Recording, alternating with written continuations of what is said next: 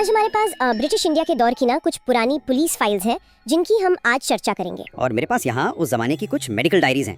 इन स्रोतों के जरिए हम मिलकर द साइलेंट सेंटिनल ऑफ 1919 इस विषय का गहराई से विश्लेषण करने वाले हैं। बिल्कुल। तो हमारा मिशन एक ऐसे रहस्य को समझना है जो शुरू में थोड़ा अजीब लगता है।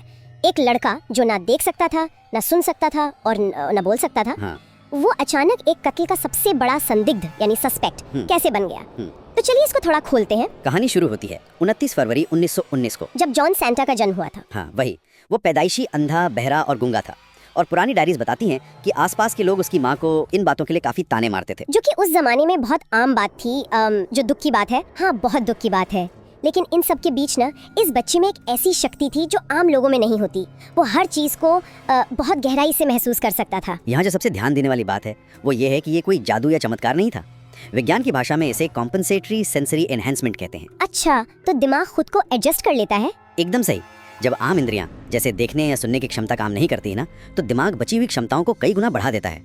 स्रोत बताते हैं कि वो अपने आसपास की दुनिया को सिर्फ टच और वाइब्रेशंस के जरिए समझता था। दुनिया से इतना अलग थलग होने के बावजूद उसकी ये महसूस करने की ताकत उसे बिल्कुल असाधारण बनाती थी। हाँ, और यही बात इस विषय को सबसे ज्यादा हैरानगेज बनाती है। उन पुरानी नोट्स में ऐसे किस्से दर्ज हैं जहाँ वो जमीन के कंपन से लोगों के आने का पता लगा लेता था और हवा के दबाव में थोड़े से बदलाव से ही समझ जाता था कि दीवार कितनी दूर है। सोचने वाली बात है। एक ऐसी दुनिया जहाँ ना रोशनी है ना आवाज, वहाँ सिर्फ आहट और हवा का एहसास ही सब कुछ था उसके लिए। बिल्कुल। और बिना आंख और कान के भी उस इंसान को आसपास की ऐसी बारीकियों का पता चल जाता था जो आम लोग देखकर भी मिस कर देते हैं। सही कहा।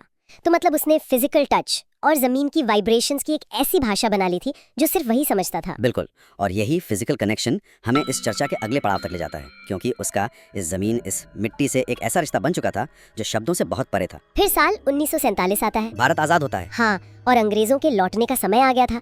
जॉन के परिवार को भी इंग्लैंड वापस जाना था। लेकिन यहाँ एक बहुत बड़ा मोड़ आता है कहानी में। वो जाने से साफ इनकार कर देता है। एक ऐसी जगह जिसे उसने कभी देखा नहीं, वहाँ की भाषा कभी सुनी नहीं, लेकिन उस मिट्टी के कंपन को उसने इतनी गहराई से महसूस किया था कि उसने देश छोड़ने से मना कर दिया। और आखिरकार वो अपनी जिद पर अड़ा रहा और अपने ही घर से भाग गया।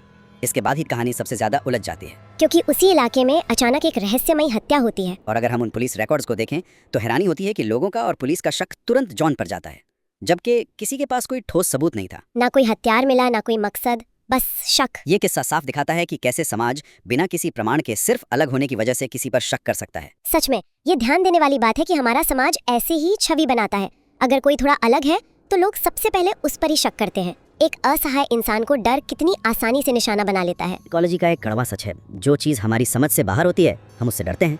जॉन अपनी शांति और अपने अलगपन की वजह से उस समाज के लिए एक ऐसी पहेली था जिसे लोग समझ नहीं पाए। और बिना सबूत के लोग अपने डर को दूर करने के लिए किसी न किसी को बलि का बकरा बनाना चाहते हैं। इस पूरी घटना के बाद जॉन हमेशा के लिए गायब हो गया। किसी को कभी नहीं मिला, और उसके गायब होने के साथ ही एक ऐसा सवाल खड़ा होता है जिस पर सच में विचार करने की जरूरत है। आखिरी सवाल, हाँ, क्या जॉन की महसूस करने की उस अनोखी शक्ति ने सच में उसे अपने आसपास के माहौल का इतना माहिर बना दिया था कि वो एक बेहतरीन और खामोश कातिल बन गया, या फिर समाज ने बिना किसी सबूत के सिर्फ उसके अलग होने का फायदा उठाकर उसे अपने डर का शिकार बना लिया। ये एक ऐसी गुत्थी है जो उसकी उस खामोशी के साथ ही हमेशा के लिए इतिहास के पन्नों में दफन हो गई।